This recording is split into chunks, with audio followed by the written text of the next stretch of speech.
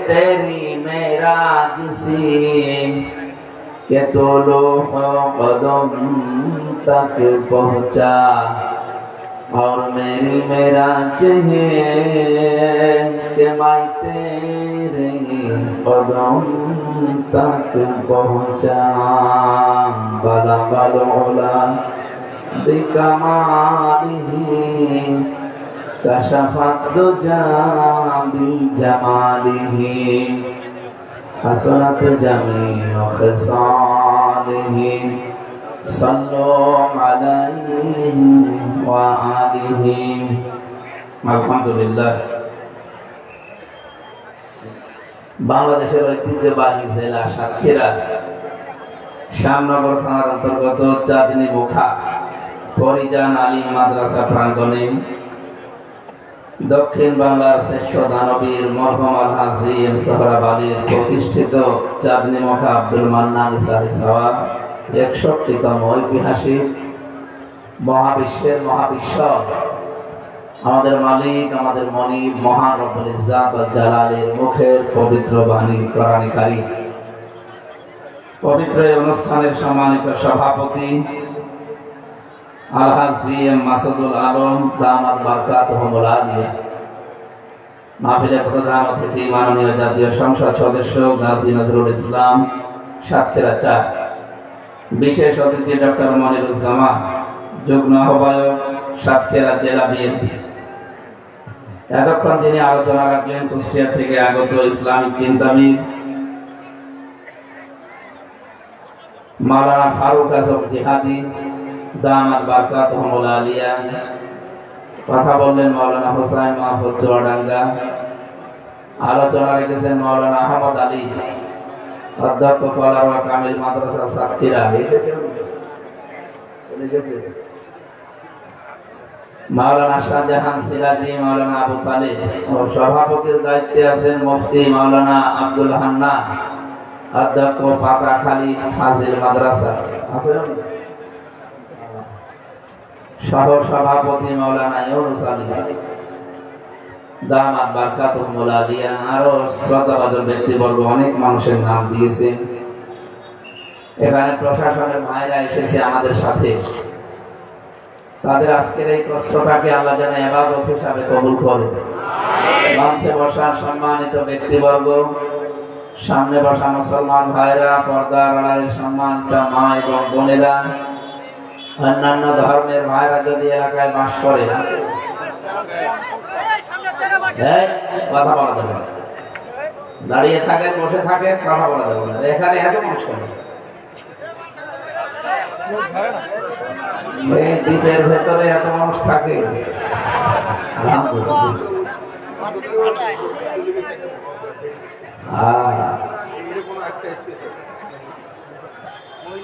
দল মত জাতি বর্ণ ধর্ম নির্বিশেষে আজকের এই অনুষ্ঠান, এটা কি শুধু বিএনপির লোকজন সাজিয়েছে, জামাত ইসলামের লোকজন সাজিয়েছে, চরমনায়ের লোকজন সাজিয়েছে?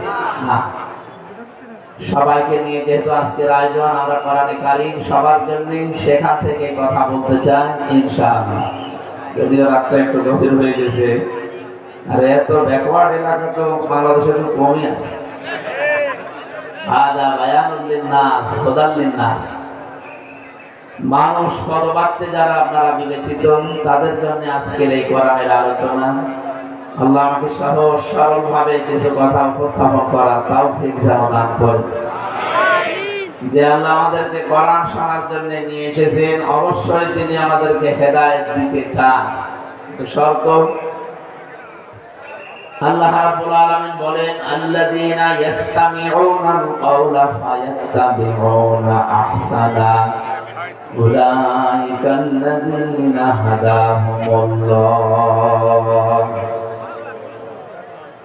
যারা কোরআনে কারীম থেকে শোনার পর এর উত্তম বিষয়গুলোকে অনুসরণ করে চলে, এই মানুষগুলোকে আল্লাহ নিজে হেদায়েত দান করে। এই পৃথিবীতে যত নিয়ামত আল্লাহর পক্ষ থেকে মানুষ পায়, সবচাইতে বড় নিয়ামতের নাম হেদায়েত পাওয়া। একজন ভ্যান চালক ঠেলা গাড়ি ঠেলতে থাকে, তার যদি ঈমান থাকে আল্লাহর কাছে তার মর্যাদা, তার সম্মান ডোনাল্ড ট্রাম্পের চাইতে কোটি গুণ বেশি। তাম পৃথিবীর মোড় নেই ডোনাল্ড ট্রাম্প, কিন্তু আল্লাহর কাছে আপনাদের এই সলিমুদ্দিন যিনি ভ্যান চালাচ্ছে এর চাইতেও মর্যাদা কম। কারণ কি, এ লোকটার ঈমান আছে আল্লাহর প্রতি, আর ওর আল্লাহর প্রতি ঈমান নেই। সুতরাং হেদায়েত পাওয়া এটা আলাদা বিষয়। মাত্র 175 কোটি মুসলিম আমরা তাম পৃথিবীতে এখন আছি। এই মানুষগুলো জোর গলায় আমরা বলতে পারি যে আল্লাহ আমাদেরকে জান্নাত দেবে ইনশাআল্লাহ। বাকি পৃথিবীতে যত মানুষ আছে আমাদের চাইতে সংখ্যায় বেশি, খ্রিস্টান আমাদের চাইতে অনেক বেশি। আমি বাইরের দেশগুলোতে সফর করার সময় খ্রিস্টানদের সাথে, ইহুদিদের সাথে, হিন্দুদের সাথে মিশেছিলাম।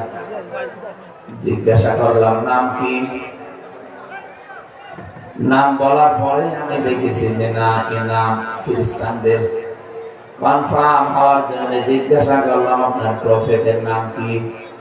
ওর ভাষা দিয়ে ইংরেজিতে বলে আমার প্রফেটের নাম যিশু। যিশু মানে ঈসা আলাইহিস সালাম। হযরত ঈসা আলাইহিস সালামকে তারা যিশু বলে ডাকে। এই মানুষগুলো আল্লাহ একজন আছে বিশ্বাস করে, কিন্তু তৃতীয়বাদে বিশ্বাসী হওয়ার কারণে এরা কাফের। ওরা বলে আল্লাহর স্ত্রী হযরত মারিয়াম, আল্লাহর সন্তান হযরত ঈসা যিশু বলে ডাকে যারে। তার মানে আল্লাহর সাথে শিরিক করা কাফেরের কারণে এরা মুশরিক, এরা কাফের। ইহুদিদের সাথে মিশে জিজ্ঞাসা করেছিলাম নাম কি, ওর নামের কথা শুনলেই বুঝি যে এটা ইহুদি। কনফার্ম হওয়ার জন্য যদি বলি আপনার প্রফেট, তখন বলে জোসেফ। জোসেফ মানে মুসা আলাইহিস সালাম। আর মুসা নবীকে জোসেফ বলে ডাকে। হযরত দাউদ নবী দ্বারা ডেভিড বলে, হযরত ইব্রাহিম আলাইহিস সালাম দ্বারা আব্রাহাম বলে ডাকে। মুহাম্মদুর রাসূলুল্লাহ রিসালাত সত্য শেষ নবী এটা জানার পরে ওরা গালি দেয়। তাম পৃথিবীর নিকৃষ্ট জাতি হিসাবে যারা পরিগণিত তারা এক নম্বরে আছে ইহুদি। এই দুনিয়াতে যত অপকর্ম আছে এর মূল হোতা ইহুদিরা। এমনকি আমাদের দেশটাতেও তারা টার্গেট দিচ্ছে। আর যা দেখতে পাচ্ছেন আমাদের ভেতরে অনৈক্য, এর পেছনে কলকাঠি নাড়ছে ইহুদিরা। এজন্য আমার মনে হয় এদেশে এখন আমরা যারা আছি আমাদের উচিত হবে ভারতের দিকে না গিয়ে, আমেরিকার দিকে না গিয়ে, অন্তত বন্ধুত্বের হাত যারা শক্তি বাড়িয়ে দিতে পারে তাদের দিকে যাওয়া। আমি নাম হয়তো নিলাম না। তাম পৃথিবীর দিকে তাকান, মুসলমানদের জঘন্যতম শত্রু হিসাবে দুইটা জাতি কাজ করছে, একটা মুশরিক আর একটা ইহুদি। আমাদের ভেতরে হয়তো গুপ্তচর হিসাবে অনেকে কাজ করছে, ইহুদিদের এজেন্ট হয়ে, আর মুশরিকদের এজেন্ট তো আছে। আর আল্লাহর কাছে দোয়া করছে মুসাফির অবস্থায় হাজারো মানুষ নিয়ে, আল্লাহ এই সাথীকে তুমি মেহেরবানি করে উত্তম পরিকল্পনা নিয়ে বাঁচা। যত ষড়যন্ত্র করেন পরিকল্পনা একজন কিন্তু বসে পড়তেছে, কে? আরো জোরে বলেন কে?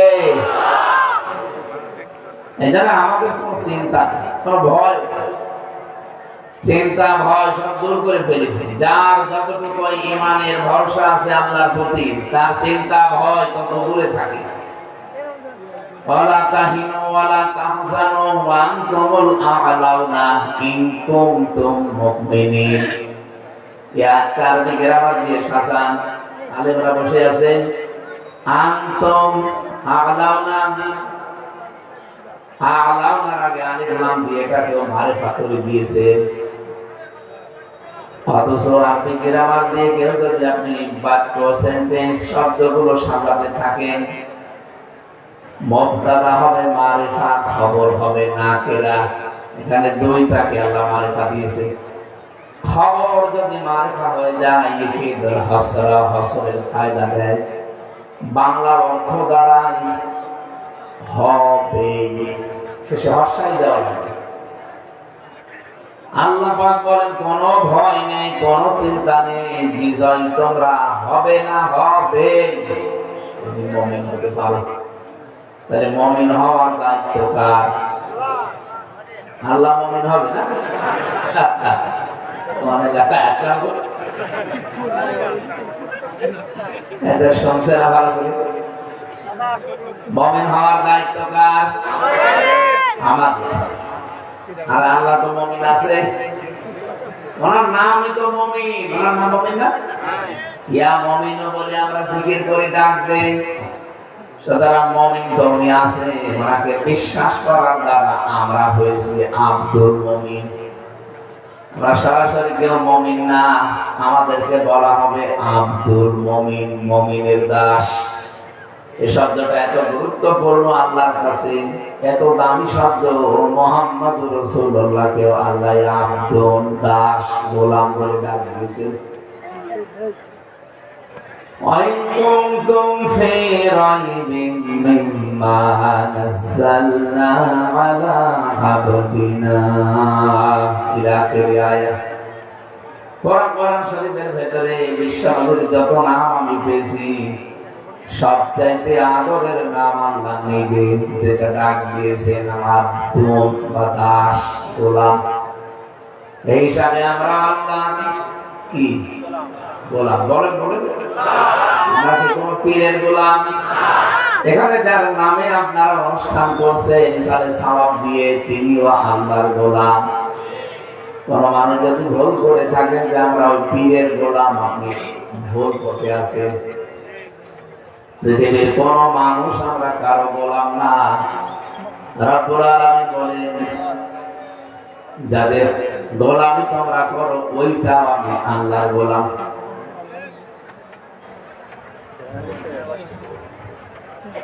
একটা সূরা আরাফের ভেতরে আছে, সূরা হজের ভেতরে আছে।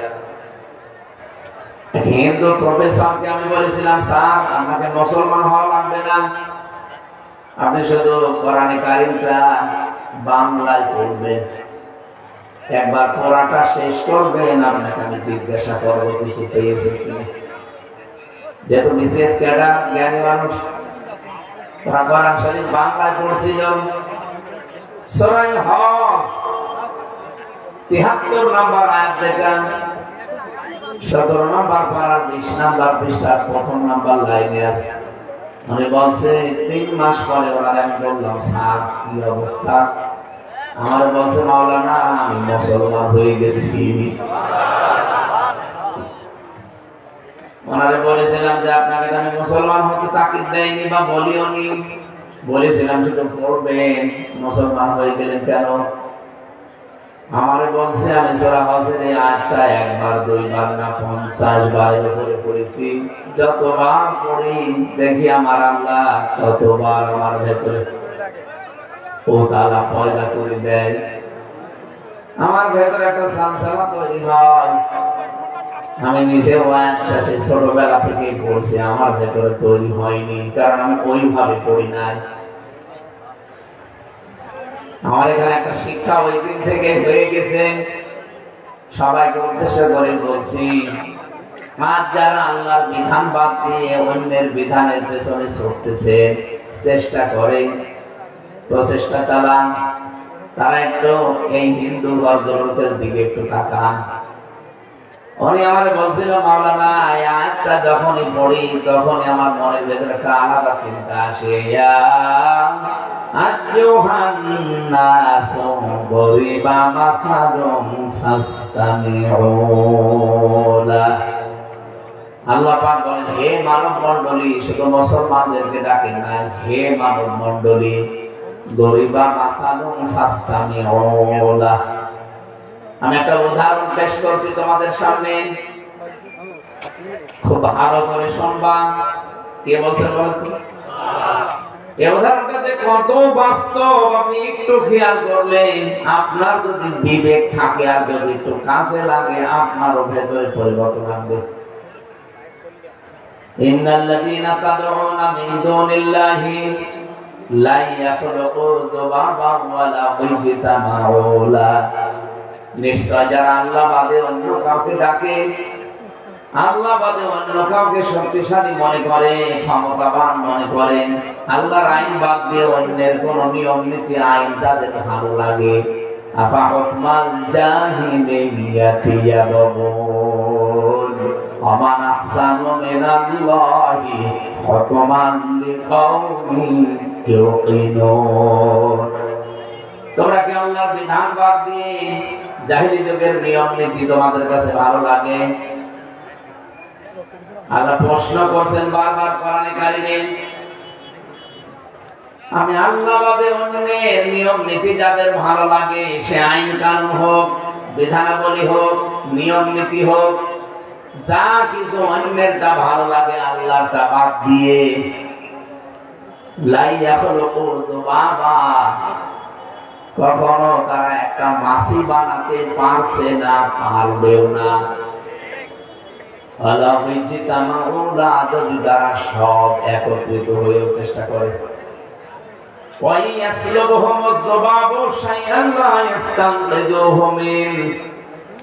এমনকি মাছি যদি তাদের সামনে থেকে কোনো কিছু ছিনিয়ে নেয়, তারা আটকাতেও পারে না।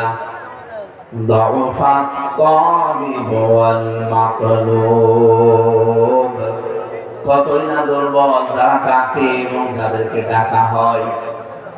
উনি আমার বলছিলেন, মাওলানা এই আয়াতটা পড়ার পরে আমার ভেতরে যে চিন্তাটা এসেছে, যেন একজন শিক্ষিত মানুষ, আমি বিসিএস ক্যাডার হয়েছি, কলেজে অধ্যাপনা করছি কত বছর, অথচ আমি করছিটা কি নিজের হাতে খড়কটা দিয়ে বানানো, নিজেই বিউটিফাই করা, রংচং করা, নিজেই ওটাকে আবার পানির ভেতরে ডুবিয়ে দেওয়া। একটা কথা হলো,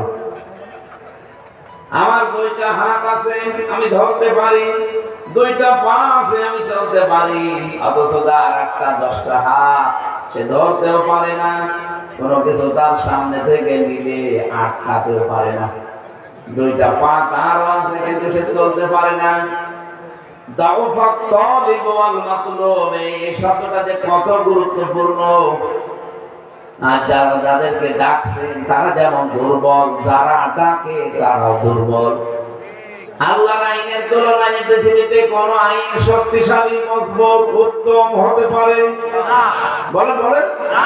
আফা গায়রা দীনিল্লাহি ইয়াবগুন ওয়া লাহু আসলামা মান ফিস সামাওয়াতি ওয়াল আরদি তাওআন ওয়া কারহা। তোমরা কি আল্লাহর নিয়ম নীতি, দিন বিধান বাদ দিয়ে অন্য কোনো কিছু তালাশ করো নাকি? অথচ আসমান আর জমিনে যত সৃষ্টি আছে, শুধু মানুষ আর জিন বাদ দিয়ে প্রতিটি সৃষ্টি ইচ্ছাই হোক অনিচ্ছাই হোক আমি আল্লাহর কাছে মাথা নত করে দিয়েছি। আপনি যে লম্বা লম্বা গাছগুলো দেখেন, মনে করেন এই গাছগুলো এমনিতে দাঁড়িয়ে আছে। আল্লাহ বলেন না, দুপুর বেলা দেখবা, বিকাল বেলা দেখবা, লম্বা করে ছায়া ফেলে আমাকে সেজদা দিচ্ছে। পৃথিবীর কোন সৃষ্টি আমি আল্লাহ অবাধ্য নেই, শুধু মানুষ আর জিন বাদ দিয়ে। উনি আমার বলছে, আমি বাস্তবতা একটু উপলব্ধি করলাম, যার 10টা হাত, একটা হাত দিয়ে ধরতে পারে না, আটকাতে পারে না।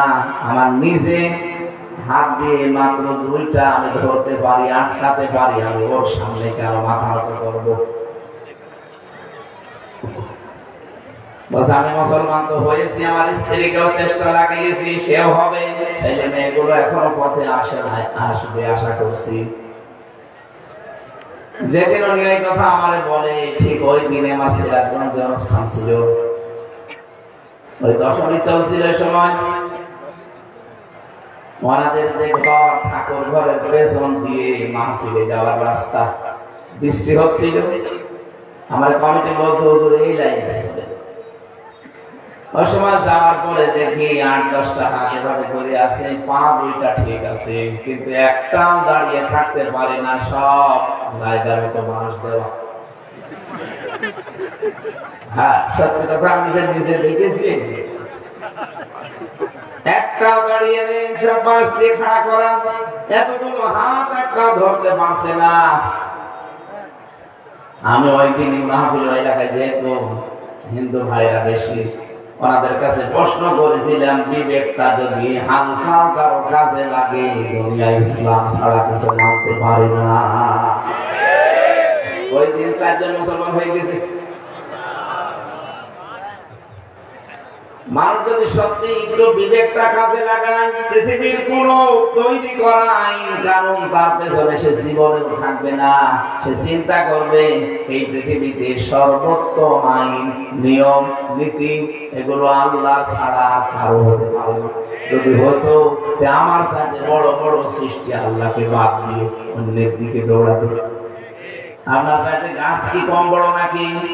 এত বড় বিশাল গাছ যদি বিকাল বেলা লম্বা হয়ে সেজদা দিতে পারে ছায়া ফেলে দিয়ে, কি হয়েছে আপনার? অসাক্ষেরাবাসী, আমি এতক্ষণ পর্যন্ত যেটা বলতে চাচ্ছিলাম, আল্লাহ পাক আমাদেরকে হেদায়েত দেওয়ার জন্য এখানে নিয়ে এসেছেন। শুধুমাত্র কোরআনে কারীমের উত্তম বিষয়গুলো শোনার পরে অনুসরণের মাধ্যমে প্রমাণ দেওয়া লাগবে। আজকে আমি যতগুলো কথা সামনে নিয়ে আসব, যেগুলো উত্তম বিষয় আপনার মনে হবে কোরআন থেকে, এগুলো অনুসরণ করার মাধ্যমে আল্লাহকে দেখাবেন, আপনাকে আল্লাহ হেদায়েত দিয়ে দেবে।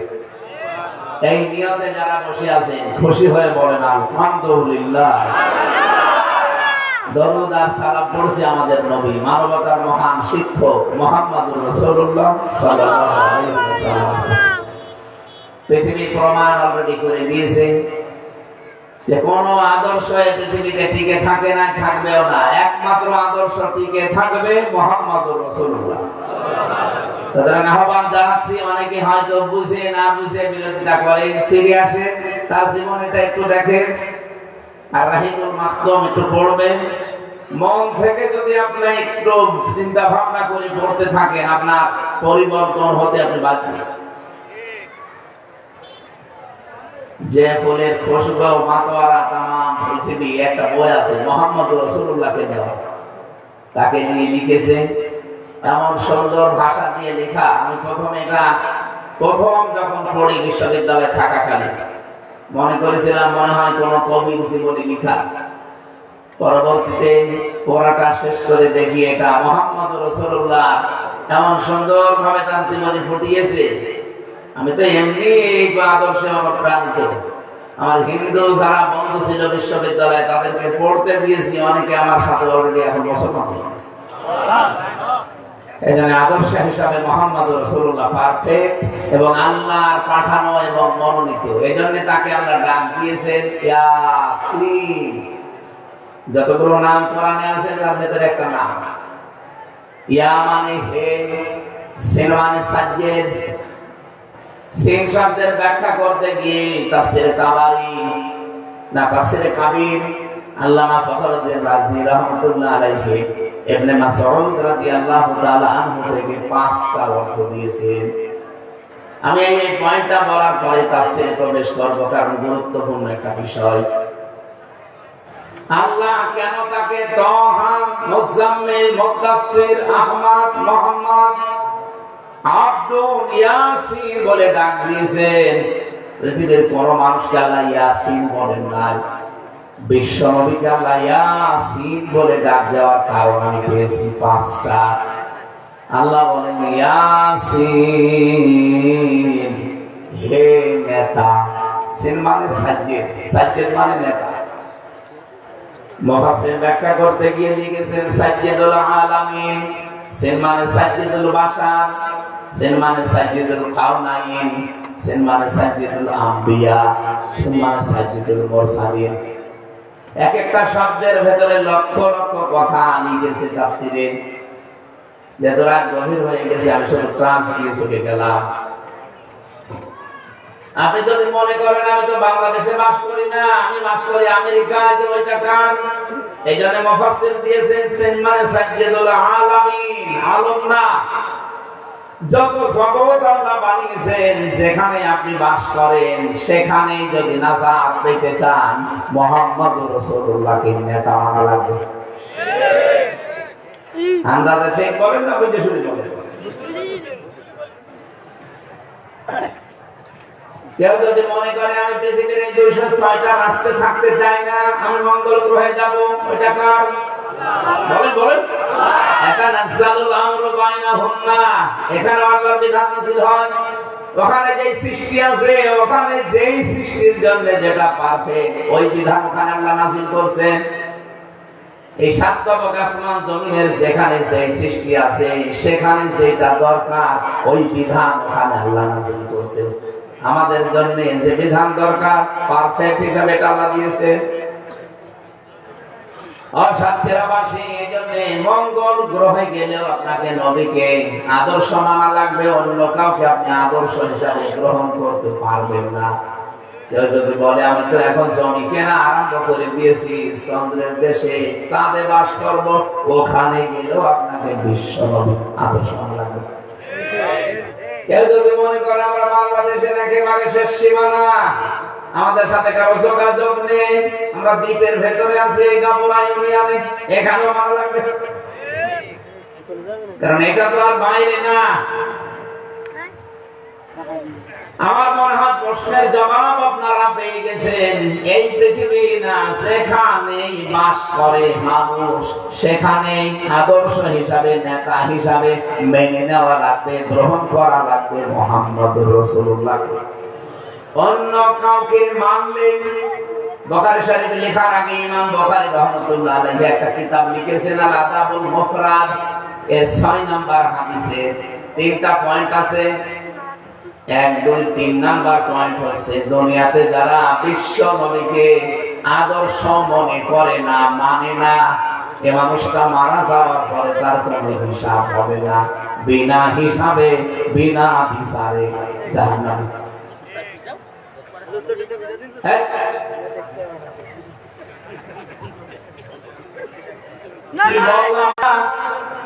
আপনি ভাবেন তো, একটু চিন্তা করে কথার লোড কত, ওজন কত। একজন মানুষ নামাজ পড়ে, রোজা রাখে, আমার মতো জব্বা গায়ে দিয়েছে, পাগড়ি মাথায় দিয়ে তসবিহ টিপতেছে, কিন্তু সে আদর্শ হিসাবে মুহাম্মদুর রাসূলুল্লাহকে মানে না, তার আদর্শ অন্য কেউ।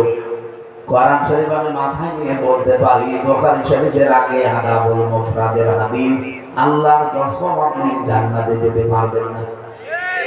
আমি জানি এত শক্ত কথা আরো শক্ত ভাবে বলার পরেও অনেকে হেদায়েত পাবে না, অনেকে আরো রাগ হবে।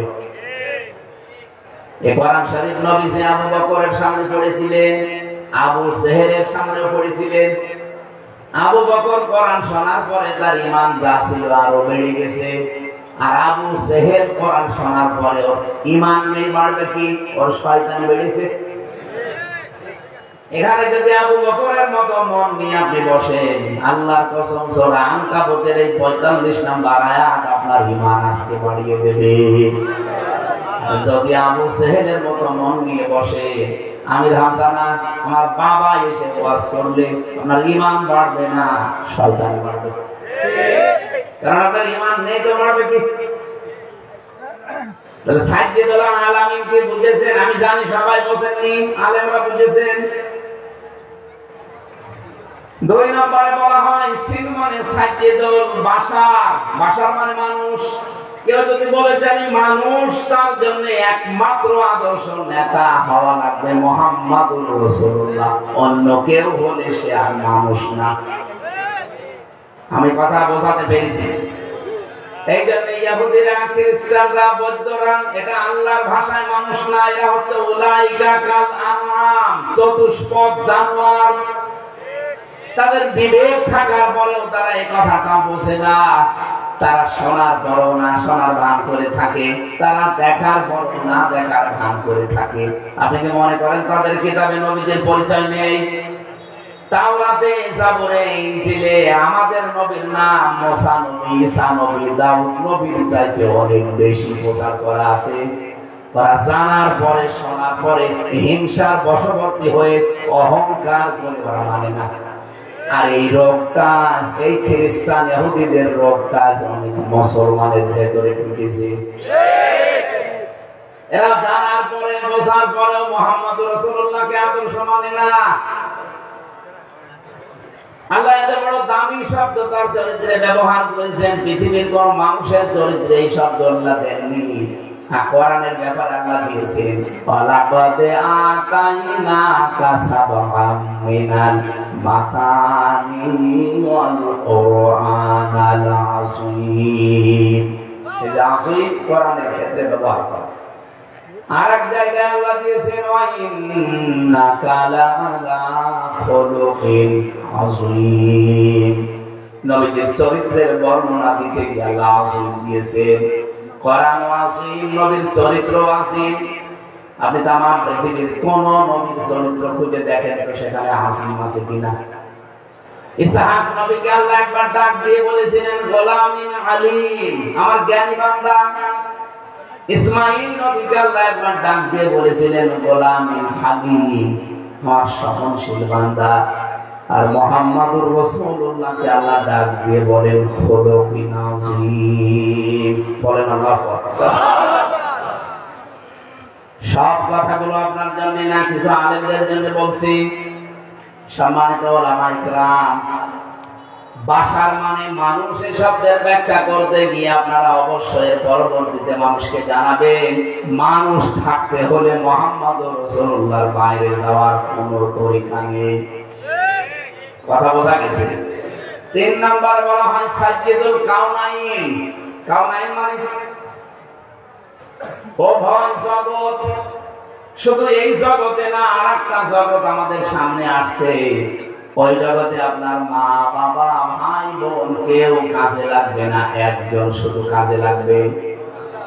পোড়া হাসরের ময়দানে একটা মাত্র আওয়াজ হতে থাকবে, পানি, পানি, পানি। আমার নিজের স্ত্রী তামান্নাকে আমি চিনব না, কে আমি জানি না। আমার মেয়ে মা জান্নাতকে আমি চিনব না, কে আমি চিনি না। হঠাৎ করে একটা আওয়াজ আসতে থাকবে, রাব্বি হাবলি ইয়া উম্মতি। হাসরের ময়দানের মানুষগুলো সব নজর যাবে ওইদিকে, কে গো এই বিপদে আমাদেরকে নাম ধরে ডাকে। ইয়া আল্লাহ, আমার উম্মতের কি হবে? সবার নজর দিকে ওইদিকে গিয়ে দেখবে বিশ্ব নবী মুহাম্মদ রাসূলুল্লাহ নিজের জামার আসল এভাবে ঠিক দাঁড়িয়ে আছে। 50টা বছর তিনি সেজদায় থাকবেন। আল্লাহ পাক তার মাথা তুলতে আহ্বান জানাবেন, তিনি মাথা তুলে বলবেন, রব্বুল আলামিন, মাথা আমি তুলেছি, আমার আরজি মানা লাগবে।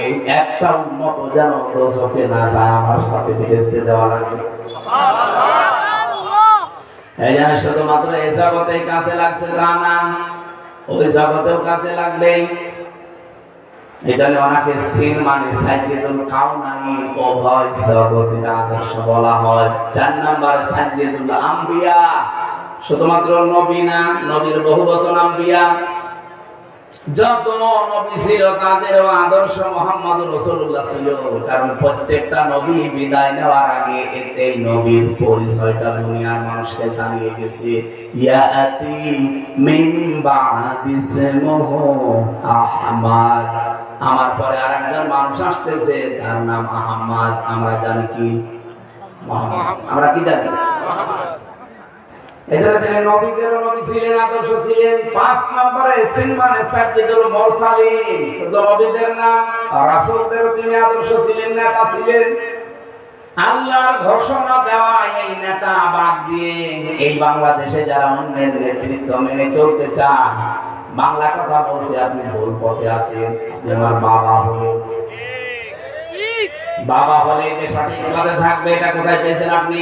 হযরত ইব্রাহিম আলাইহিস সালাম তার বাবাকে ডাক দিয়ে বলেছিলেন, ইন্নী আরাকা ওয়া কওমাকা ফি যালালিন মুবিন। হে বাবা, আপনাকে আর আপনার জাতিকে আমি স্পষ্ট গোমরাহির ভেতরে দেখতে পাচ্ছি। আমাদের বাবা যদি এই কথা তার বাবাকে বলতে পারে, ইব্রাহিমের সন্তান হিসাবে আমরা জাতির মানুষকে কথা বলতে পারি না? আর যারা ভুল পথে আছেন, হেদায়েতের বাণীটা শুনিয়ে গেলাম, যদি পেতে চান ইয়াসিন আল্লাহর ঘোষণা দেওয়া নেতা যিনি, তাকে মেনে নেওয়ার আহ্বান জানিয়ে আজকে আমরা আরম্ভ করছি। মেনে নেবেন কিনা? ইনশাআল্লাহ। ইনশাআল্লাহ বলেন, মেনে নেবেন কিনা? আলহামদুলিল্লাহ। সূরা আনকাবুত মাকড়সা, বাংলা অর্থ মাকড়সা, 69টা আয়াত আছে, মাত্র একটা আয়াত আমরা পড়েছি, 45 নম্বর আয়াত। 21 নম্বর পারার প্রথম থেকে শুরু।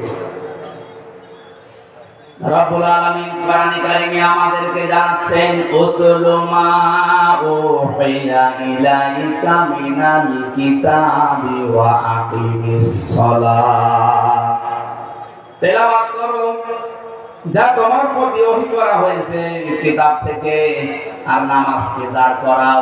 অবশ্যই নামাজ অন্যায় অশ্লীল অবৈধ কাজ থেকে ফিরিয়ে রাখবে। এটা আল্লাহর বড় জিকির, তোমরা যা করো সব জানে কে? আল্লাহ। বাংলা অবশ্য। এবার আসেন তো আমরা একটু ব্যাখ্যায় যাই, নাকি চলে যাবে? রাত বেশি হয়ে গেল না? আল্লাহ পাক এখানে প্রথম শব্দ ব্যবহার করলেন উতলু।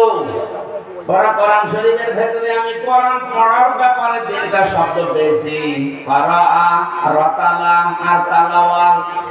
এখানে আল্লাহ যেটা দিয়েছেন তেলাওয়াত। উতলু এটা আমর, নির্দেশ। তেলাওয়াত কাকে বলে আপনারা জানেন? কোরআনটা তেলাওয়াত করছে আমরা দেখছি না। সারা দিন গরু, ছাগল, মেষ, ভেড়া এগুলো খাবার খাওয়ার পর ঘাস খড়কুটা খেয়ে সন্ধ্যাবেলা আপনি যখন ঘরের ভেতরে ঢোকাবেন, এই গোয়াল বলেন ওদের যে থাকার জায়গা, রাতের বেলা একটু খবর নিয়ে দেখে ওরা কিন্তু জাগর কাটতেছে, মুখ নাড়ায়। তার মানে যা খেয়েছে এটা বারবার হজম করার জন্য মুখ নাড়াতে হয়। যত মুখ নাড়াতে থাকলে ওদের সারাদিনের খাবার কত হজম হবে, এইটার নাম তেলাওয়াত। এবার আসেন তো আল্লাহ যে তেলাওয়াত করার জন্য বললেন, কি করবেন তেলাওয়াত?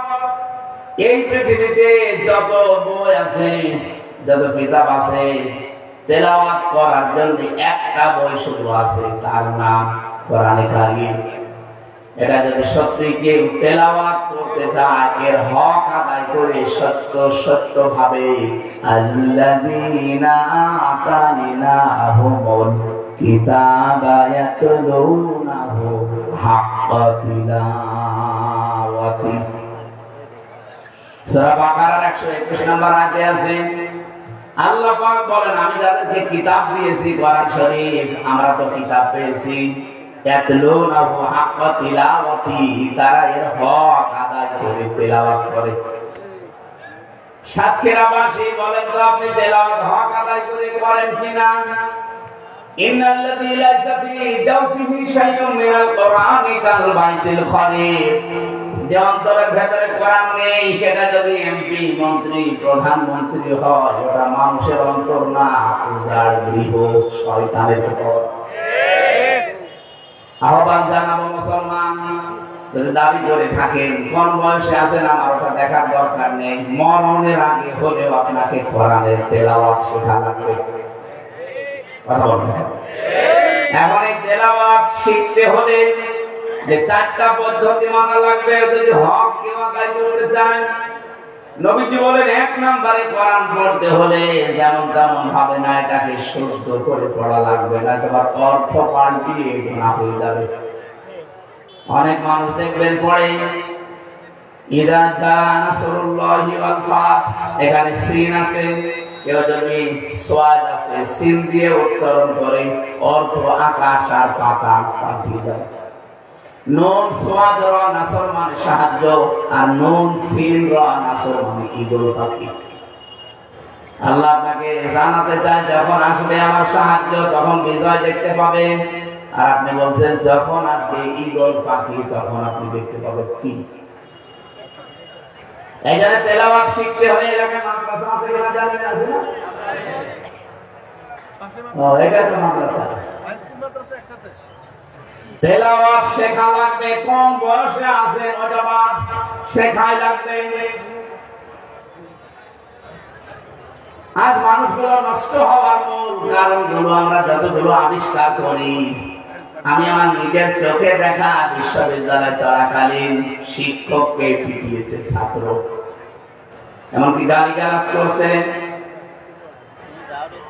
আমি আমার এই চোখ দিয়ে এইটাও দেখেছি, শিক্ষক অজু করছে, ছাত্র পায়ে পায়ে পানি ঢেলে দিচ্ছে।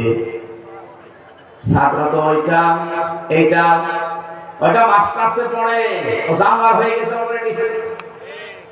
আর এটা কেবল আলিফ বা তাসা শেষ হয়নি, মানুষের মতো মানুষ হচ্ছে উস্তাদ যারা, শিক্ষক যারা, তাদের সম্মান দিয়ে। কারণ মানুষকে মানুষ করার জন্য যে শিক্ষা দরকার, তার নাম কোরআনের শিক্ষা। এটার বাইরে যারা মনে করেন যে না আধুনিক মানুষ হওয়া যায়, আধুনিক হবে, আধুনিক হতে হতে এমন মানুষ হবেন যে কুকুর ছাড়া আপনার ঘুম আসবে না। বাইরের দেশে বিশেষ করে সিঙ্গাপুরে, থাইল্যান্ডে মাঝে মাঝে যে দেখি আমরা কি মানুষ নিজের বাচ্চাগুলো ঠেলতেছে আর কুকুরের বাচ্চা শোনা দিচ্ছে। মানুষকে মানুষ বানাতে হলে আল্লাহ যে সিস্টেমটা প্রথম দিয়েছেন যে নামাজ পড়ো না, রোজা রাখো না, হজ করে আসো না, যাকাত দাও বলেন না, সর্বপ্রথম যেটা দিয়েছেন তার নাম ইকরা, পড়ো। যেমন তেমন পড়লে হবে না, বিসমি রাব্বিকাল্লাযী খালাক, রবের নামে পড়া লাগবে। আজ বাংলাদেশে শিক্ষা ব্যবস্থায় রবের নামে পড়ার যদি আমরা সিস্টেম চালু করতে পারি, কেউ বেকার থাকবেন না। প্রশ্ন আসতে পারে সৌদি আরব, তুরস্ক এরা করে, এদের তো কত বেকার থাকে, কে বোঝাবে? শিক্ষা ব্যবস্থা ওইটার নাম না। এখানে কত বিজ্ঞানের আয়াত আছে, আমি আয়াতগুলো যখন গবেষণা করি, চিন্তা ভাবনা করি, আমার মনে হয় বাংলাদেশের শিক্ষা ব্যবস্থা যদি কোরআন কেন্দ্রিক বানাতে পারতাম, এই দেশের কেউ শিক্ষা অর্জন করে বেকার থাকতো। নতুন নতুন উদ্ভাবক হতো, নতুন নতুন জিনিস তৈরি করতে পারতো। সবকিছু এর ভেতরে থিওরি দেওয়া আছে। হযরত আব্দুল কাদের জিলানী রাহমাতুল্লাহ আলাইহির অনেক জীবনী মানুষ বিভিন্ন সময় পড়ে, কিন্তু এখান থেকে একটা মূল শিক্ষাটা নেয় না। আসলে বলে দোয়া করেন স্ত্রীর পেটে সন্তান আছে বা ছেলে মেয়ে হয়ে গেছে, এটা যেন আব্দুল কাদের জিলানীর মতো হয়। আব্দুল কাদের জিলানী এমনি হবে? হযরত আব্দুল কাদের জিলানী রাহমাতুল্লাহ আলাইহি, ওনার বয়স মাত্র 7 বছর, নিয়ে গেছে মা মাদ্রাসায় পড়ার জন্য। ওস্তাদ ওনারে বলছে, বাবা বলো আলিফ বা তা সা। উনি প্রথমেই প্রশ্ন করছেন, ওস্তাদ পড়বো, আলিফের মানে কি? ওস্তাদ বলছে, সারা জীবন কত ছেলে মেয়ে পড়ালাম, কোনদিন আলিফের মানে কেউ জিজ্ঞাসা করেনি। কে এটা? আলিফের কোনো মানে হয় না, বল আলিফ। উনি বলছে, যে জিনিসের অর্থ নেই ওটা আমি করি না। ওস্তাদ বলছে, তুমি জানো? না জানি। কি জানো বলো দেখি, আলিফের অর্থ কি? উনি আলিফ লাম মিম দিয়ে তেলাওয়াত আরম্ভ করলেন। পড়তে পড়তে সূরা বাকারার 255 নম্বর আয়াতের ব্যাখ্যা করলেন। আল্লাহু লা ইলাহা ইল্লাহু আল হাইয়ুল কাইয়্যুম। এখানে 10টা ক্ষমতার কথা আছে আল্লাহ। এতটুকু মানুষ মাত্র 7 বছর বয়সে মায়ের কাছ থেকে তিনি শিখেছিলেন। আয়াতুল কুরসির 10টা ক্ষমতার কথা তিনি বলতে আরম্ভ করলেন। তেলাওয়াত করতে করতে প্রায় 18 পারা পর্যন্ত পড়েছিলেন। ওস্তাদ কাঁদতে কাঁদতে বেহুশ হয়ে গেছে। জ্ঞান ফেরার পরে বলছে, মা আপনার সন্তানকে মনে হয় কোন জায়গায় পড়িয়েছেন, আর আমার কাছে আজকে নিয়ে এসেছেন পরীক্ষা করার জন্য। মা বলছে, না তো, এই প্রথম নিয়ে আসলাম আপনার কাছে। ওস্তাদ বলে, মা আপনার তো কপাল অনেক ভালো, আপনি তো সৌভাগ্যবান, আপনার এতটুকু বলছে যে 18 পারা মুখস্থ আছে, কোরআনের অনেকগুলো বিষয় তার আয়ত্তে আছে। মা আমার কান্না আরম্ভ করলেন। ওস্তাদ বলে, আপনি কাঁদেন, আপনার তো আনন্দের বিষয়। মা বলে, হুজুর আমি কাঁদি এই জন্য, আমি নিজেও কোরআনের হাফেজা। এই সন্তানটা যখন আমার পেটে ছিল, প্রতিনিয়ত আমি কোরআনে কারিম তেলাওয়াত করতাম। আমি রান্নাঘরে রান্না করতাম আর কোরআন শরীফ পড়তাম, যেহেতু আমি হাফেজা। ঘর ঝাড়ু দিয়েছি, আমার মুখে কোরআন। উঠান ঝাড়ু দিয়েছি, আমার মুখে কোরআন। সন্তানটা জন্ম নেওয়ার পরে ওকে পাশে বসিয়ে প্রতিদিন সকালে আমি কোরআন পড়ে কাজ আরম্ভ করতাম। আমার আফসোস হচ্ছে, আমি যদি আর একটু কষ্ট করি, প্রতিনিয়ত প্রায় কোরআন শরীফ শেষ করতাম। আমার এই ছোট সন্তান এতটুকু বয়সে 30 পারা কোরআনের হাফিজ হয়ে যেত। ও মা বোনেরা, সন্তান এমনি ভালো হবে যে মায়ের পেটে হযরতে আব্দুল কাদের জিলানী রাহমাতুল্লাহ আলাইহি এসেছিলেন। আপনি কি জানেন ওই মায়ের পেট কত সংরক্ষিত ছিল? আমি আহ্বান জানাবো, এলাকায় যারা বাস করেন, মুসলিম মেয়েরা যারা নিজেদেরকে হেফাজতে রাখে, পর্দা এটা নফল বিষয় হলে আমি বলতাম না, এটা নামাজ রোজার মতো ফরজ। হযরতে ফাতেমা জোহরা রাদিয়াল্লাহু তাআলা আনহাকে জান্নাতের সরদারিনী আল্লাহ বানাবে, নেত্রী বানাবে 3টা কারণে। তার 1 নাম্বার কারণ, জীবনে কোনোদিন তার পর্দা লঙ্ঘন হয়নি। তিনি জন্ম থেকেই পর্দাশীল। এমনকি খাদিজাতুল কুবরা রাদিয়াল্লাহু তাআলা আনহাকে নবীজি বলেন না যে তুমি জান্নাতের নেত্রী। জান্নাতের নেত্রী হিসাবে নবীজি ঘোষণা দিয়েছেন ফাতেমা জোহরাকে। এটা কি নবীজি মন মতো বলেছেন, আল্লাহ বলতে বলেছেন? সম্মানিত মা বোনেরা, আশা করব যে যেখানে আছেন সর্বোচ্চ চেষ্টা করবেন পর্দাটা রক্ষা করার। এই জন্য সন্তানগুলো ভালো হওয়ার পেছনে মায়ের পেট গুরুত্বপূর্ণ ভূমিকা পালন করে। এই কয়েক ইঞ্চি পেট যার যত খারাপ হবে, যত খারাপ নজর ওখানে পড়বে, ওখান থেকে খারাপ খারাপ সন্তান আসবে দুনিয়ায়। আব্দুল কাদের জিলানী পাওয়ার জন্য হুজুর দোয়া করেন, বলা লাগে না। স্ত্রীর পেট ঠিক করেন, এমনি আল্লাহ দান করবে। তেলাওয়াতের অর্থের ভেতরে প্রথমটা বলছিলাম তেলাওয়াত। কেউ যদি পড়তেই চায় কোরআন শরীফ অন্য বইয়ের মতো না, এটা শুদ্ধ করে পড়া লাগবে। তার প্রতিটি অক্ষরে 10টা করে নেকি হবে। হক আদায় করে পড়ার দ্বিতীয় শব্দ হচ্ছে, শুধু পড়লে হবে না, এটা আপনাকে বোঝা লাগবে। কি করা লাগবে? বলেন বলেন। শুধু বুঝলেই হবে না। 3 নাম্বার শব্দ হচ্ছে, এটা আপনাকে যতটুকু বুঝেছেন ততটুকু মানা লাগবে।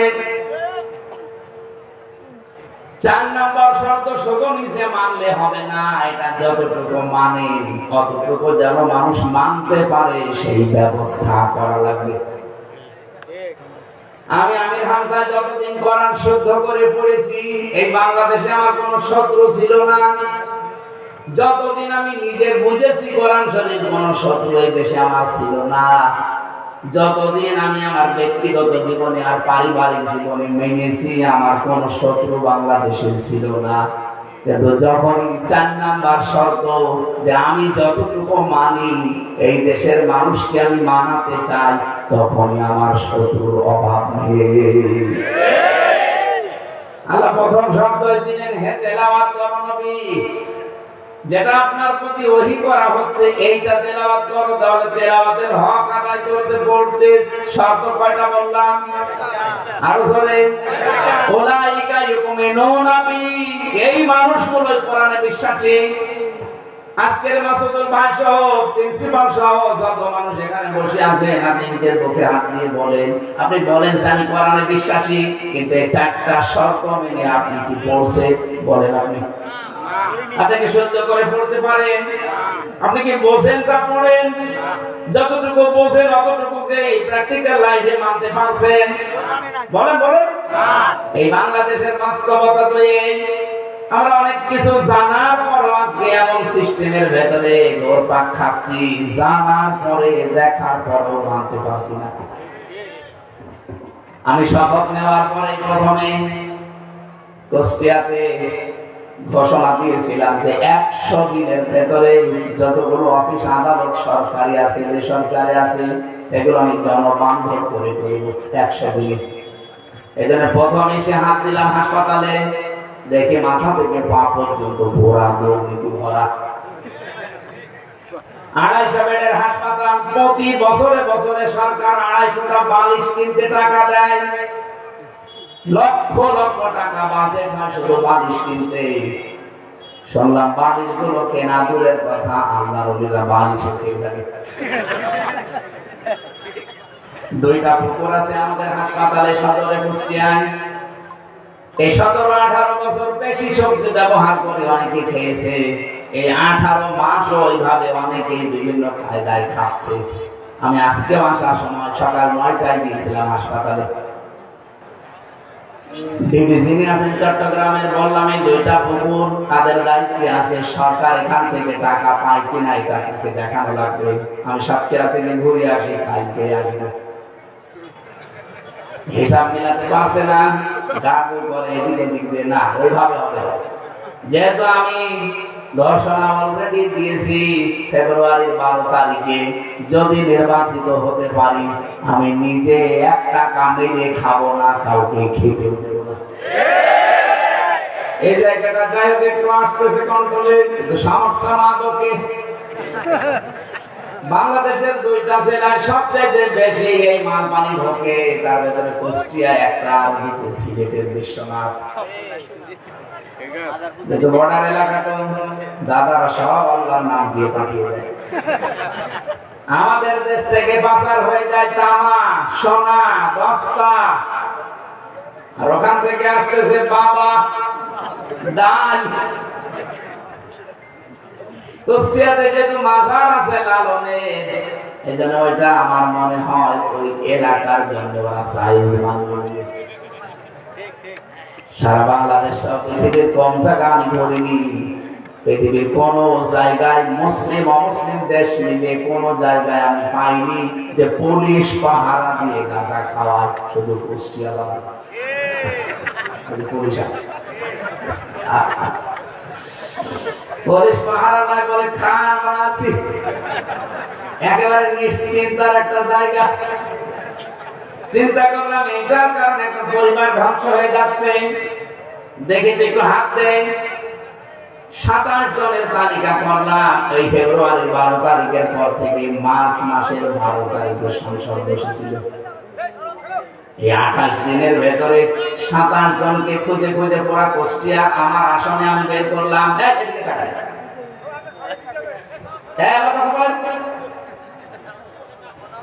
প্রশাসনকে দিয়ে বললাম এগুলো একটু দেখা লাগবে, এগুলো নির্ভরযোগ্য, এবং একে সরাসরি ধরা পড়েছে কয়েকবার। এরা এদের নামে মামলা আছে, এরা জেলেও গেছে। কুষ্টিয়া নষ্ট করার পেছনে এই 27 জনের বেশি দায়ী। এর পেছনে উপরে আছে রাখব, এগুলো পারবেন না, এগুলো একটু দেখেন তো।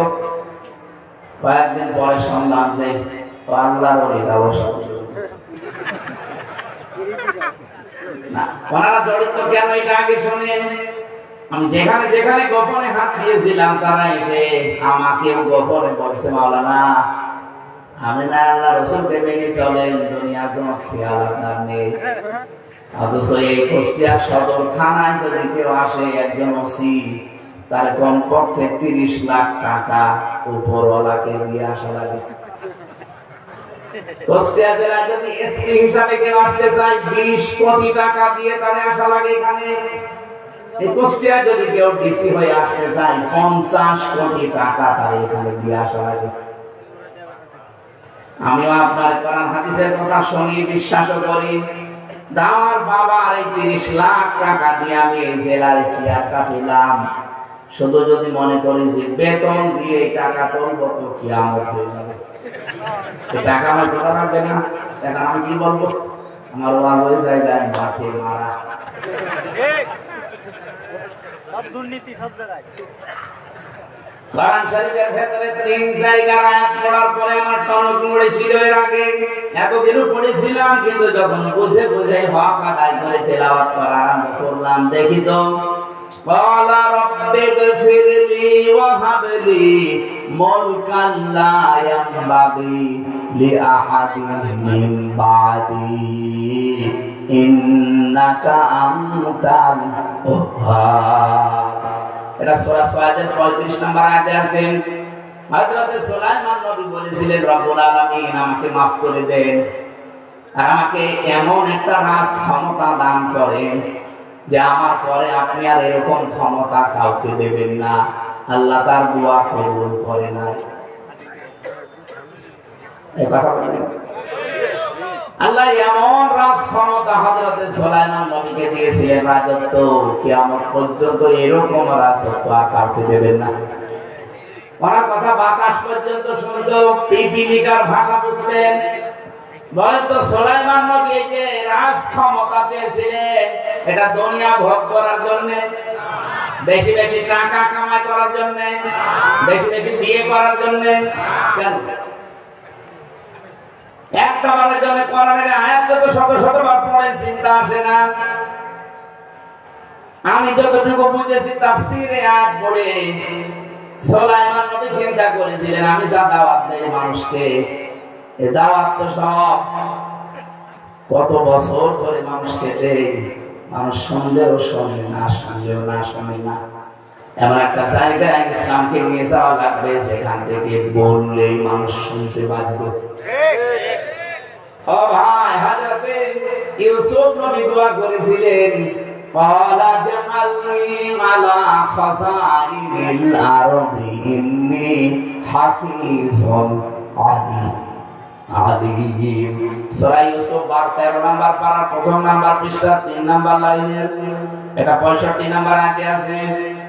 রব্বুল আলামিন বলেন, ইউসুফ নবী বলেছে, আল্লাহ তুমি আমাকে জমিনের খাদ্য মন্ত্রণালয়ের দায়িত্ব দাও। উনি বলেছিলেন বাদশার কাছে, বাদশার কাছে ডাক দিয়ে বলেছে, বাদশা নামদার আপনি আমাকে খাদ্য মন্ত্রী বানিয়ে দেন। এই বিষয়ে আমি একদিকে অভিজ্ঞ আর একদিকে সংরক্ষণকারী। বলেন তো ইউসুফ নবী মন্ত্রিত্ব চেয়ে নিয়েছিলেন দুনিয়া ভোগ করার জন্য? এই জবাব দেওয়া লাগবে। বেশি বেশি বিয়ে করবেন এই জন্য, মাল কামাবেন এই জন্য? কেন? খালি আমি নিজে আল্লাহর বিধান মানবো না, আমি মানাতে চাই। আমাদের নবী মুহাম্মদুর রাসূলুল্লাহকে আল্লাহ দোয়া শিখিয়েছিলেন, ওয়াজআলনি মিন লাদুনকা সুলতানান নাসীরা। সূরা বনী ইসরাঈলের 80 নম্বর আয়াতে আছে, শেষের দিকে পাবেন 15 নম্বর পারা 8 নম্বর পৃষ্ঠার 15 নম্বর লাইনে আছে। আমাদের নবী যখন তিনি হিজরত করে যাবেন, তখনই আল্লাহ বলেন এই দোয়াটা করেন যে আল্লাহ তুমি আমাকে রাজ ক্ষমতা দান করো যার ভেতরে তোমার সাহায্য থাকে। আমার প্রশ্ন সাতক্ষীরাবাসী, বিশ্ব নবী দোয়া করেছিলেন রাজ ক্ষমতার জন্য, দুনিয়া ভোগ করার জন্য, বেশি বেশি বিয়ে করার জন্য? কেন বলেন? একটা বারের জন্য চিন্তা করেন না এগুলো নিয়ে। তিনি চিন্তা করলেন যে 40 বছর বয়স পর্যন্ত আমি হিলফুল ফসল গঠন করে 17 বছর থেকে 23 বছর চেষ্টা চালিয়েছি, ফল হয়েছে 0। 40 থেকে 63 কত চেষ্টা করছি, মানুষ মাত্র 40 জন। এভাবে হবে না, সিস্টেম পাল্টাতে হবে।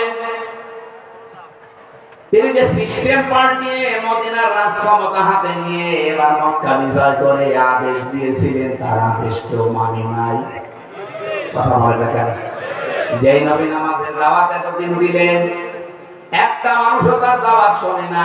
এই নবী মক্কায় মদিনায় রাজ ক্ষমতা হাতে পেয়ে মক্কায় যখন ফিরে এসে নামাজের কথা বললেন, যারা শোনে নাই আদেশ দিয়েছিলেন যারা নামাজ পড়বে না তাদের বাড়ি ঘরে আগুন লাগিয়ে দাও আর ওদেরকে জ্বলন্ত আগুনে পুড়িয়ে ফেলো। ওরা চিন্তা করছে এই মুহাম্মদ কি সেই মুহাম্মদ যে আমাদেরকে এতদিন দাওয়াত দিয়েছিল নামাজের? এ তো পুরোটা পাল্টিয়ে গেছে। আল্লাহর কসম, এই বাংলাদেশে পুরোটা আমরা পাল্টিয়ে ফেলতে পারতাম, সংসদে যদি মাত্র 300 জনের 151 জন যেতে পারতাম। এদেশ পরিবর্তন করা কোনো ব্যাপারই না। হাজারের ষড়যন্ত্র গুলো চলছে, এগুলো আল্লাহ মোকাবেলা করবেন যদি আমাদের ঈমান ওই পর্যায়ে যেত। আমার কষ্ট হচ্ছে এখানে এটাই, নবীদের এই দোয়াগুলো আমরা পড়ি, এরকম আমি 25 জন নবীর দোয়া পুরা কোরআন শরীফে পেয়েছি, 24 জন একজন নবীর দোয়া পাইনি। উনি দোয়া করেছিলেন অন্য বিষয় নিয়ে, যেমন আদম আলাইহিস সালাম ওনার দোয়া আলাদা, তো বাকি 24 জন নবীর দোয়া আল্লাহ কোরআনে দিয়েছেন, ডাইরেক্ট ইনডাইরেক্ট। প্রত্যেকটা নবী আল্লাহর কাছে বলেছে, আল্লাহ আমাকে রাজ ক্ষমতা দাও ভোগ করার জন্য না, আমি নিজে যেমন মানতে চাই মানুষকে মানাতে চাই।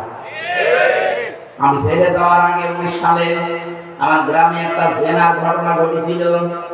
লোকটা থাকে বিদেশে, ওনার স্ত্রী গ্রামের এক লোকের সাথে কাজ করেছে, এমনকি সাক্ষীও আছে 4 জন। সকালবেলা গ্রামের মাতব্বর যারা, মন্ডল যারা, ওরা এসে বলছে, মাওলানা মুফতি মানুষ আপনি ফতোয়া দেন তো, যে জেনা করলে কি করা যায়। আমি কি ফতোয়া বানাবো না, কোরআনে আছে। সূরা নূরের 4 নাম্বার 5 নাম্বার আয়াত তেলাওয়াত করে বললাম যে এই নিয়ম, যদি বিবাহিত হয় জেনা করে যদি সাক্ষী থাকে তাহলে পাথর মেরে ফেলা লাগবে, তার সঙ্গে ছাড়ব। আর যদি অবিবাহিত হয় তাহলে 100টা বেত্রাঘাত করা লাগবে। যেহেতু বিবাহিত প্রমাণ আছে, সাক্ষী 4 জন ধরা পড়ে গেছে, বন্ধ এই ফতোয়া পর্যন্ত শেষ না কায়েম করা যাবে। আমি ফতোয়া দিয়ে কয়দিন, খুব বেশি হলো 7 দিন পরে ধরা পড়লাম, পুলিশ আমার নিয়ে গেল জেলে। প্রথমে আইনা ঘরে দিয়েছিল, এরপরে দিয়েছে ফাঁসির কন্ডেম ছেলে। 3 বছর থাকার পরে বের হলাম। গ্রামে এসে দেখি মানুষের কিছু 2 ভাগ, এক ভাগ ওই মহিলার দলে আছে আর এক ভাগ আছে আলাদা। ওরা তো এসেছে, যাই হোক একটু সালাম কালাম দিয়েছে, আর ওই যে যারা আসে নাই মুখ ভাগ করে আছে, সালাম দিলে ওরা কথাও বলে না। অথচ আমার চাচাতো দাদা, চাচাতো ভাই গ্রাম সম্পর্কে কি হয়েছে আপনাদের কথাও বলেন না। 3 বছর পরে আসলাম, আমার বলছে তোদের সাথে কথাও নেই, মিশবো না। কথাও বলবেন না, মিশবেন না, কি এত করলাম? বলছে খালি ফতোয়া দিতে পারো, কার্যকর করতে পারো না। কিসের কথা তোমার সাথে? ঠিক আছে, ঠিক আছে। ওই দিন থেকে গেল রাগ হয়ে, যে ফতোয়া এবার শুরু দেব না, ফতোয়া এবার দেখাবো। যেটা ফতোয়া দেব ওইটা সংসদে পাস করে এরপরে কার্যকর করে মানুষকে দেখাবো। খালি মদের বিরুদ্ধে ফতোয়াই দিয়ে যাব না, মদ কি করে নিষিদ্ধ করা লাগে সেই ব্যবস্থা আগে রাষ্ট্রীয়ভাবে কায়েম করব। চেষ্টা চালাচ্ছে কিন্তু ওই যে উপরওয়ালা। আমি অফিসারে গিয়েছিলাম, ম্যাজিস্ট্রেট নিয়ে, ওসি নিয়ে। একজন হাওয়া করে এসে গেছে, বলছে মাওলানা এমপি সাহেব আমরা আর পারছি না, মাদকে 6 লাখ, ছেলে মেয়ে নিয়ে বেটার বউ নিয়ে থাকি, অথচ এর কারণে থাকতে পারি না ঘরে, আপনি আমাদের বাঁচান। আমি বললাম দেখেন চেষ্টা করছি। হঠাৎ করে একজন বলছে পারবেন না। আমরা পারবো না, কারণ উপরওয়ালার ঝামেলা আছে। তখন আমি বলেছিলাম যে উপরওয়ালাকে, কুষ্টিয়া তো এখন এমপির উপরে আর কেউ নেই, ডিসি এসপি ডিও ওসি সব আমার নিচে, তো উপরওয়ালা তো এখন এইটা নিয়ে সারা দেশে যা হয়েছে, উনি নিজেকে উপরওয়ালা দাবি করে, উনি আল্লাহ দাবি করে। আমি আল্লাহ দাবি করেছি, মানুষের কোন কমন সেন্স বলে তো? যে মানুষগুলোর কথা বললাম, এরা ভালো হওয়ার জন্য চেষ্টা করলেও পারছে না, এই দেশের কিছু সিস্টেমের কারণে। কিছু সিস্টেম তাদেরকে খারাপ বানাতে বাধ্য করছে।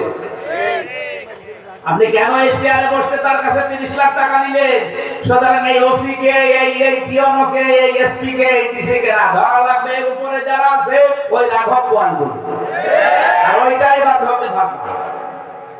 তো পারছে না, সরকার তো গঠন করতে পারি না, কাকে পাবে? কোরআন শরীফ যেহেতু হক আদায় করে পড়া লাগবে, 4 নাম্বার এটা, যতটুকু আমি মানি এতটুকু যেন মানুষকে মানাতে পারি সেই সিস্টেম তৈরি করা লাগবে। সেইটা আমরা আজ পারলাম না। এটা চেষ্টায় থাকবো মরণ পর্যন্ত ইনশাআল্লাহ। যতদিন পর্যন্ত এই 4টা হক আদায় করে কোরআন পড়তে পারবো না ততদিন চেষ্টায় থাকবো ইনশাআল্লাহ। 2 নাম্বারের শব্দ ছিল আকিমিস সালাহ, নামাজকে দাঁড় করাও। নামাজ পড়ো এই কথা এখানে আছে? নামাজ পড়ো এই কথা মাত্র এক জায়গায় কোরআনে আছে, সেটা হচ্ছে সূরা কাউসারে, ফাসাল্লি লিরাব্বিকা, রবের জন্য নামাজ পড়ো। আর যত জায়গায় পাবে সেখানে আকিমিস সালাহ, নামাজকে দাঁড় করাও। নামাজ পড়া আর দাঁড় করানো কিন্তু এক না। এই শব্দের ব্যাখ্যা করতে গিয়ে আমি পেয়েছি, আপনি যে নামাজ কায়েম করা, নামাজে আমরা 5 ওয়াক্ত পড়ি, এটা গতানুগতিক ভাবে আসে না। হযরত আদম আলাইহিস সালাম থেকে ঈসা নবী আলাইহিস সালাম পর্যন্ত 4 ওয়াক্ত নামাজ আমরা পেয়েছি। এটা তাফসীর তাবারীর ভেতরে পাবে। হযরত আদম আলাইহিস সালাম এই যে গন্ধম গাছের ফল খাওয়ার কারণে উনি যখন তওবা করলেন দুনিয়ায় এসে, তাওবা করার পর হযরত আদম আর হাওয়া আরাফাতের ময়দানে যে জায়গায় তারা একত্রিত হয়েছিলেন, ওই আরাফাত, ওই পাহাড়ে এখনো পর্যন্ত একটা পিলার বানানো আছে। ওনারা 2 জন একত্রিত হওয়ার আগে 2 জন বললেন আমরা একত্রিত হব না, চিনে ফেলেছি আপনাকে। আরাফা মানে চেনা, যেহেতু এই ময়দানে আপনাকে চিনে ফেলেছি, আপনি হাওয়া, আপনি আদম, সুতরাং এতদিন পরে মাত্র 300 বছর পরে আপনার সাথে আমার খুশি হয়েছে। তাদের এই 2 জনের সেজদাতে ডাক দিয়ে বললেন, আদম, যে শব্দগুলো দিয়ে আমার কাছে ক্ষমা চেয়েছো, তোমার কোন সন্তান যদি এই শব্দ দিয়ে আমার কাছে ক্ষমা চায়, তাদেরকেও তোমাদের মতো মাফ করে দেব। হযরত আদম নবী যেটা পড়েছিলেন, রব্বানা যালামনা আনফুসানা ওয়া ইল্লাম তাগফির লানা ওয়া তারহামনা লানাকুনান্না মিনাল খাসিরিন। হযরত আদম আলাইহিস সালামের এই সেজদায় খুশি হয়ে ওই দিন আমার আল্লাহ আদেশ জারি করেছেন, আদম, কিয়ামত পর্যন্ত তোমার সন্তানেরা যারা আসবে, আমি আল্লাহ পাক এই আদেশটা তোমাকে দিয়ে দিলাম, ফজরের নামাজ, এই 2 রাকাত নামাজ যদি কোনো সন্তান তোমার পড়ে, আমি আল্লাহ পাক 300 বছর তুমি কন্দন করে যে সওয়াব পেয়েছে, সেই রকম সওয়াব ওই সন্তানের আমলনামায় দিয়ে দেব। 2 নম্বরের নামাজ আমরা জানি, এটা জোহরের নামাজ। হযরত ইব্রাহিম এবং ইসমাইল নবী কাবা শরীফ বানিয়েছিলেন 2600 বছর পর। হযরত নূহ আলাইহিস সালামের কাবা শরীফ বানানোর পর 5 জায়গার পাথর নিয়ে বানিয়েছিলেন। 5টা পাহাড়ের পাথর উড়ে উড়ে এসেছিল, যেটা হাতকে মাকাম ইব্রাহিমের উপরে দাঁড়িয়ে দাঁড়িয়ে পাথরগুলো তারা সাজিয়েছিলেন কাবা শরীফে। ওটা এখনো আছে কাবা চত্বরে। ইব্রাহিমের পায়ে সাপ বসে আছে। রব্বুল আলামিন বলেন, 2 জন মিলে যখন কাবা শরীফ শেষ করে সেজদা দেবে, ওই সময় ছিল যোহরের নামাজের সময়। 4 রাকাত নামাজ এই বাপ আর বেটা মিলে পড়েছিল। মানুষ যদি যোহরের নামাজ আদায় করে, কাবা শরীফ নির্মাণ করলে, সাহায্য করলে যে সওয়াব হয়, আল্লাহ তাআলা আমলনামায় ওই সওয়াব দিয়ে দেয়। আসরের নামাজ হযরত উসাইর আলাইহিস সালাম থেকে পাওয়া। হযরত উসাইর একটা গ্রামে যাচ্ছিলেন দাওয়াত দেওয়ার জন্য, 3টা বছর সেখানে থাকবেন, এরপরে আবার আসবেন। হঠাৎ করে একটা নিদর্শন আল্লাহ তাকে দেখিয়েছিলেন। এই নিদর্শন সূরা বাকারার ভেতরে আছে। তাকে আমার আল্লাহ মৃত্যু বরণ করিয়ে 100 বছর পর্যন্ত রেখেছিলেন। তার খাবার আর পানি ছিল একেবারে যেভাবে থাকার কথা ওইভাবে ছিল, অক্ষত, কিন্তু ডাকাটা পাশে যেটা বাঁধা ছিল ওটা একেবারে মাটির সাথে হাড় গোড় মিশে গেছে। হযরতে উসাইর আলাইহিস সালামকে আল্লাহ জিজ্ঞাসা করলেন, কতদিন তুমি মৃত্যুবরণ করেছিলে জানো? উনি বলছেন, কিছুক্ষণ। আল্লাহ বলেন 100 বছর কেটে গেছে। 100টা বছর তোমার জীবন থেকে এখানে কেটে গেছে। তোমার যদি বিশ্বাস না হয় এই গাধাটার দিকে তাকিয়ে দেখ। মানে দেখলেন তাই তো, এ তো 1, 2, 3, 5 বছরের কাজ না, অনেক বছরের থেকে অতিবাহিত। এখান থেকে এটা ডিএনএ টেস্ট বিজ্ঞান, এখান থেকে এই ডিএনএ টেস্টের ফর্মুলাটা পেয়েছে। সূরা বাকারা 258-59 নাম্বার আয়াতের ভিতরে আছে তথ্যটা। পাশে তাকিয়ে দেখলেন খাবার আর পানি অক্ষত কিচ্ছু হয়নি। 100 বছর যেভাবে থাকার কথা ঠিক ওইভাবে টাটকা আছে। এখান থেকে বিজ্ঞানে যে ফ্রিজে খাবার রাখলে খাবার যে কিভাবে ঠিক থাকে, কতদিন পর্যন্ত মেয়াদ ঠিক রাখা যায় খাবারের, ফ্রিজের খাবারগুলো কিভাবে সংরক্ষণ করা যায়, হযরত ইউসুফ আলাইহিস সালামের এই জায়গা থেকে আবিষ্কার করা। উনি এই দৃশ্য দেখে সেজদা দিয়েছিলেন। ওই সময় আসরের সময় ছিল। 4 রাকাত নামাজ উনি আদায় করেছেন। আল্লাহ খুশি হয়ে এই নামাজটা উম্মত মুহাম্মদীকে আসরের নামাজ বলে উপহার দিয়েছে। 4 নাম্বার পাওয়া যায় মাগরিবের নামাজ। হযরত আইয়ুব আলাইহিস সালাম 18 বছর তিনি পোকা ক্রিয়া দুর্গন্ধ ছিলেন। লোকজন তাকে তাড়িয়ে দিয়েছিল। বিশাল কাহিনী সূরা সাদের ভেতরে আল্লাহ দিয়েছেন। শেষ পর্যায়ে হযরতে ইব্রাহিমা তার স্ত্রী এই যে স্বামীর খেদমত করে মানুষের মর্যাদা দিয়ে এত বাড়ে, রহিমার জীবনী না পড়লে বুঝবেন না।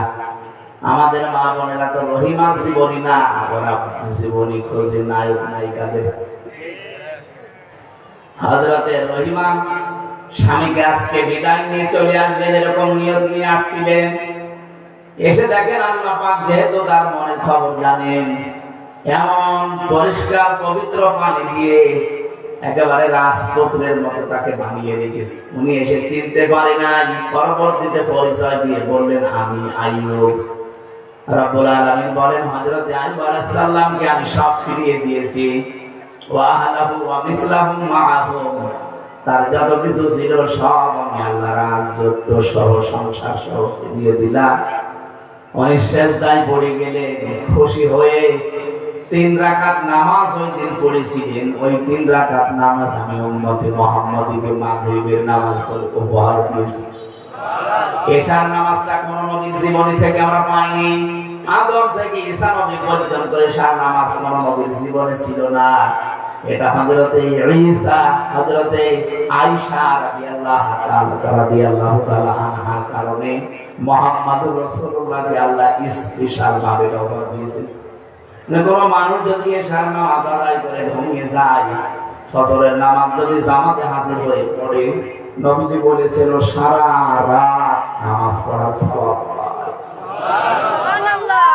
নামাজ আমরা 5 ওয়াক্ত নামাজের যে ইতিহাস তাফসীর থেকে পড়েছিলাম আপনাদেরকে আমরা জানালাম, কিন্তু নামাজ আমাদের দেশে কিন্তু পড়া আছে কম বেশি, কায়েম নেই।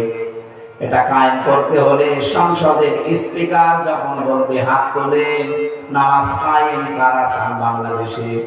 এবার যদি আমরা 151 জন হাত তুলতে পারি, নামাজের ওয়াজে বেশি করা লাগবে না, কায়েম হয়ে যাবে। আর আমার বিশ্বাস নামাজ যদি এবার সত্যি কায়েম হয়ে যায়, যত রকমের অন্যায় অবৈধ অশ্লীল কাজ ওয়াজ লাগবে না, এমনি নামাজেই মানুষকে বন্ধ করে দেবে।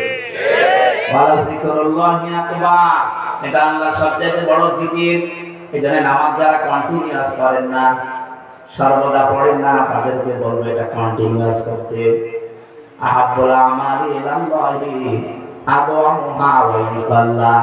নবীজি বলেন আল্লাহর কাছে ওই কাজটা বেশি প্রিয় যেটা অল্প হোক কিন্তু কন্টিনিউয়াস সর্বদা করা লাগে।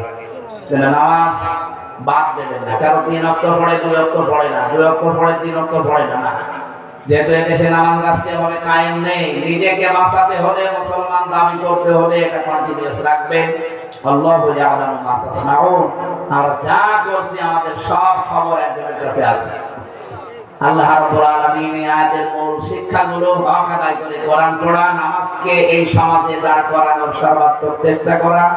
নামাজ অন্যায় অশ্লীল থেকে আমাদেরকে বাঁচাতে পারবে, সে গ্যারান্টি কার? পৃথিবীর সবচেয়ে বড় জিকির হচ্ছে নামাজ নামের জিকির। আল্লাহ আমাদেরকে তৌফিক দিন, আমিন। বারাকাল্লাহু লানা ওয়া লাকুম ফিল কোরআনিল আযীম। আল্লাহুম্মা আমিন। রাব্বিরহামহুমা কামা রাব্বায়ানি সাগীরা। ربنا آتنا في الدنيا حسنة وفي الآخرة حسنة وقنا عذاب النار। রব্বুল আলামিন সাতক্ষীরা জেলার শ্যামনগর চাঁদনী মুখা এলাকার দিকে একটু তাকান। গভীর রজনী, এখন প্রায় রাত 1টা বেজে গেল। সারা রাত এরা এভাবে জেগে থাকলেও কোরআন শুনতো। কোরআন কারীমের জন্য দ্বীপ এলাকার মানুষগুলো এত পাগল, এদেরকে তুমি কোরআনের জ্বলন্ত হেদায়েত দিয়ে দাও। এই আয়োজনের সাথে যারা সম্পৃক্ত, যেভাবে এগিয়ে এসেছে, আল্লাহ মেহেরবানি করে এই সুন্দর আয়োজনে খুশি হয়ে তাদেরকে মাফ করে দাও। এত সুন্দর করে স্টেজ সাজিয়েছে, প্যান্ডেল বানিয়েছে, আলোর ব্যবস্থা করেছে, স্যাটেলাইট দিয়ে তারা শ্রীবৃদ্ধি করেছে বিভিন্ন কায়দায়। এদের জীবনকে তুমি মেহেরবানি করে পরিশীলিত করে দাও। এলাকার মানুষের যাদের অভাব আছে, আল্লাহ তুমি অভাবগুলো দূর করে দাও। সম্মানিত সভাপতি, একজন আলেম মানুষ, সহ সভাপতি, বিশেষ করে আমাদের আহ্বায়ক, এলাকার চেয়ারম্যান জিএম মাসুদুল হক, আমার আমাদের ভাই, মেহেরবানি করে কবুল করো। আমাদের প্রধান অতিথি মাননীয় জাতীয় সংসদ সদস্য গাজী নজরুল ইসলাম সহ যত অতিথি এখানে এসেছে, আল্লাহ মঞ্জুর করে নাও।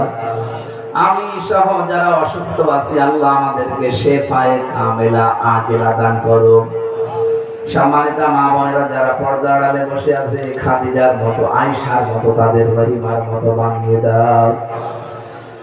আল্লাহুম্মা গফিরলি ওয়ারহামনি ওয়াহদিনি ওয়াফিনি ওয়ারযুকনি ইয়া রাব্বাল আলামিন। রব্বুল আলামিন, এলাকার মাটির নিচে যারাই ঘুমিয়ে আছে, কোরআনের ইজ্জতে কবরগুলো জান্নাত বানিয়ে দাও। এই সাগর এবং নদীর যে সমস্ত ক্ষতিকারক বিষয় আছে, সেগুলো থেকে এই দ্বীপকে বাঁচাও। সাগরের যত উপকার আছে, নদীর যত উপকার আছে, আল্লাহ তুমি এদেরকে দিয়ে দাও। প্রশাসনের যে ভাইগুলো দায়িত্ব পালন করেছে, নিজেদের বাবা মা স্ত্রী পুত্র ছেড়ে বাংলার বিভিন্ন প্রান্তে যারা দায়িত্বে আছে, প্রশাসনের দায়িত্বটা ইবাদত হিসাবে কবুল করে নাও। রব্বুল আলামিন, তাদের জীবনের অভাবগুলো দূর করে দাও। তাদের উপরে যে জাতির একটা খারাপ ধারণা আছে, আল্লাহ এই ধারণা তুমি দূর করো। বারাকাল্লাহু লানা ওয়া লাকুম ফিল কোরআনিল আযীম। জীবনের শেষ কথা যেন এটা বলতে পারি, লা ইলাহা ইল্লাল্লাহু মুহাম্মাদুর রাসূলুল্লাহ।